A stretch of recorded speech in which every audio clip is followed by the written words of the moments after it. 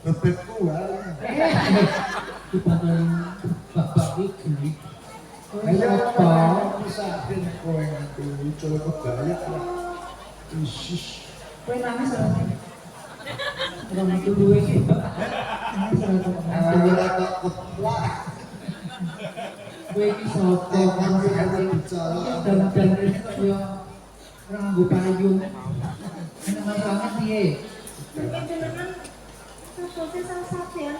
Jamu, kamu jamu khusus. Arep tuku jamu nang kepencot aku. Pak, eling Pak.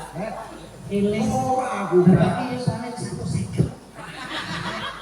Wis separo, Bro.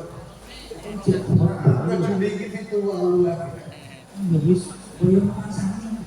Wis bener. Ora Bener-bener itu aku kepiye. karep tenaga wis cukup. Aku ya Kuwi sapa? bocah saka ngendi sapa jenenge? Kersane Jeneng apa? sapa? Sampe mah bocah ayu aku.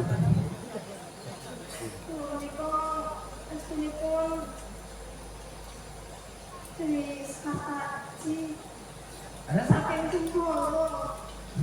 Dewi Sekaji. Dewi Sekaji. Kebunden yo, kebunden. Mun sewu. Mun sewu mboten andene.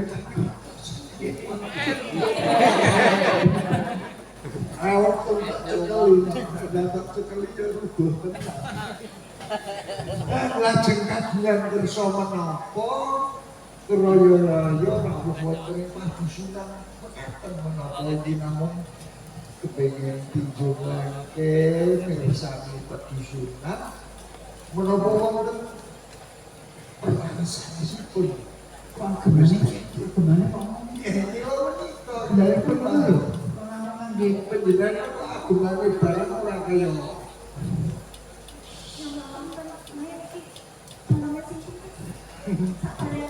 Ye, kula Pak Romo niku. Nggih. Nggih. Kula nggih. Nggih. Kados pundi? Mboten ramah apa nek boten kula tuju. Sampai kula menika sampun dipotong saking sempurna. Lek, lek. Lek. Lho niki, kene lho. Lho. Panjenengan kok dugi mriki? Kok kene iki apa? Alah kok dingone niku sak niki. Panjenengan kok ate ndak dugi mriki?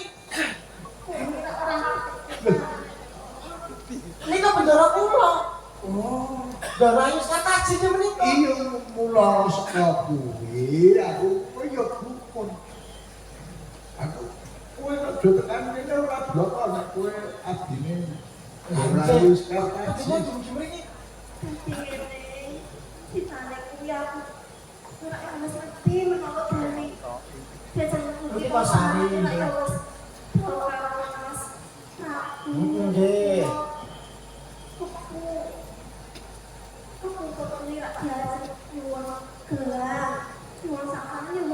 Pun paringken.